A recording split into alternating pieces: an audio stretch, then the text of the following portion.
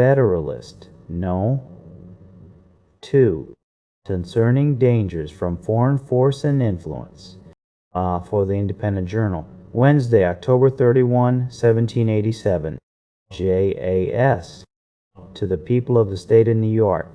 When the people of America reflect that they are now called upon to decide a question which, in its consequences, must prove one of the most important that ever engaged their attention, the propriety of their taking a very comprehensive as well as a very serious view of it will be evident. Nothing is more certain than the indispensable necessity of government, and it is equally undeniable that whenever and however it is instituted, the people must cede to it some of their natural rights in order to vest it with requisite powers.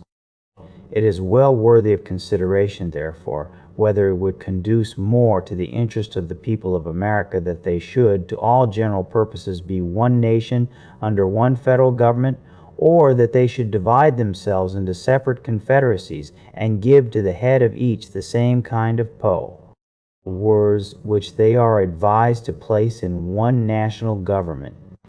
It has until lately been a received and uncontradicted opinion that the prosperity of the people of America depended on their continuing firmly united, and the wishes, prayers, and efforts of our best and wisest citizens have been constantly directed to that object. But politicians now appear who insist that this opinion is erroneous, and that instead of looking for safety and happiness in union, we ought to seek it in a division of the states into distinct confederacies or sovereignties. However extraordinary this new doctrine may appear, it nevertheless has its advocates, and certain characters who were much opposed to it formerly are at present of the number.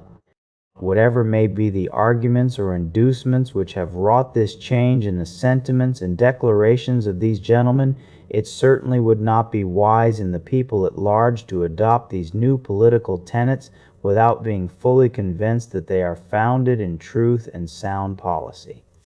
It has often given me pleasure to observe that independent America was not composed of detached and distant territories, but that one connected, fertile, wide-spreading country was the portion of our Western sons of liberty. Providence has in a particular manner blessed it with a variety of soils and productions, and watered it with innumerable streams for the delight and accommodation of its inhabitants. A succession of navigable waters forms a kind of chain round its borders, as if to bind it together, while the most noble rivers in the world, running at convenient distances, present them with highways for the easy communication of friendly aids and the mutual transportation and exchange of their various commodities. With equal pleasure I have as often taken notice that Providence has been pleased to give this one connected country to one united people, a people descended from the same ancestors, speaking the same language, professing the same religion, attached to the same principles of government, very similar in their manners and customs, and who, by their joint counsels, arms, and efforts, fighting side by side throughout a long and bloody war, have nobly established general liberty and independence. This country and this people seem to have been made for each other, and it appears as if it was the design of Providence, that an inheritance so proper and convenient for a band of brethren, united to each other by the strongest ties, should never be split into a number of unsocial, jealous, and alien sovereignties. Similar sentiments have hitherto prevailed among all orders and denominations of men among us. To all general purposes we have uniformly been one people, each individual citizen everywhere enjoying the same national rights, privileges, and protection. As a nation we have made peace and war. As a nation we have vanquished our common enemies. As a nation we have formed alliances and made treaties and entered into various compacts and conventions with foreign states. A strong sense of the value and blessings of union induced the people, at a very early period, to institute a federal government to preserve and perpetuate it. They formed it almost as soon as they had a political existence, nay, at a time when their habitations were in flames, when many of their citizens were bleeding, and when the progress of hostility and desolation left little room for those calm and mature inquiries and reflections which must ever precede the formation, a wise and well-balanced government for a free people. It is not to be wondered at that a government instituted in times so inauspicious should on experiment be found greatly deficient and inadequate to the purpose it was intended to answer. This intelligent people perceived and regretted these defects. Still continuing no less attached to union than enamored of liberty, they observed the danger which immediately threatened the former and more remotely the latter, and being persuaded that ample security for both could only be found in a national government more wisely framed, they, as with one voice, convened the late convention at Philadelphia to take that important subject under consideration. This convention composed of men who possessed the confidence of the people, and many of whom had become highly distinguished by their patriotism, virtue, and wisdom in times which tried the minds and hearts of men, undertook the arduous task. In the mild season of peace, with minds unoccupied by other subjects, they passed many months in cool, uninterrupted, and daily consultation, and finally, without having been awed by power or influenced by any passions except love for their country, they presented and recommended to the people the plan produced by your joint and very unanimous councils. Admit, for so is the fact, that this plan is only recommended, not imposed, yet let it be remembered that it is neither recommended to blind approbation nor to blind reprobation, but to that sedate and candid consideration which the magnitude and importance of the subject demand, and which it certainly ought to receive.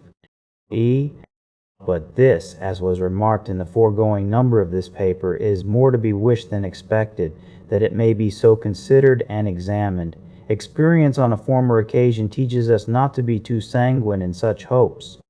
It is not yet forgotten that well-grounded apprehensions of imminent danger induced the people of America to form the memorable Congress of 1774. That body recommended certain measures to their constituents, and the event proved their wisdom, yet it is fresh in our memories how soon the press began to teem with pamphlets and weekly papers against those very measures. Not only many of the officers of government who obeyed the dictates of personal interest, but others, from a mistaken estimate of consequences or the undue influence of former attachments, or whose ambition aimed at objects which did not correspond with the public good, were indefatigable in their efforts to persuade the people to reject the advice of that patriotic Congress. Many, indeed, were deceived and deluded, but the great majority of the people reasoned and decided judiciously, and happy they are in reflecting that they did so. They considered that the Congress was composed of many wise and experienced men, that, being convened from different parts of the country, they brought with them and communicated to each other a variety of useful information, that, in the course of the time they passed together in inquiring into and discussing the true interests of their country, they must have acquired very accurate knowledge on that head, that they were individually interested in the public liberty and prosperity, and therefore that it was not less their inclination than their duty to recommend only such measures as, after the most mature deliberation, they really thought prudent and advisable. These and similar considerations then induced the people to rely greatly on the judgment and integrity of the Congress, and they took their advice, notwithstanding the various arts and endeavors used to deter them from it. But if the people at large had reason to confide in the men of that Congress, few of whom had been fully tried or generally known, still greater reason have they now to respect the judgment and advice of the convention, for it is well known that some of the most distinguished members of that Congress who have been sin see tried and justly approved for patriotism and abilities, and who have grown old in acquiring political information, were also members of this convention and carried into it their accumulated knowledge and experience. It is worthy of remark that not only the first, but every succeeding Congress, as well as the late convention, have invariably joined with the people in thinking that the prosperity of America depended on its union. To preserve and perpetuate it was the great object of the people in forming that convention, and it is also the great object of the plan which the convention has advised them to adopt.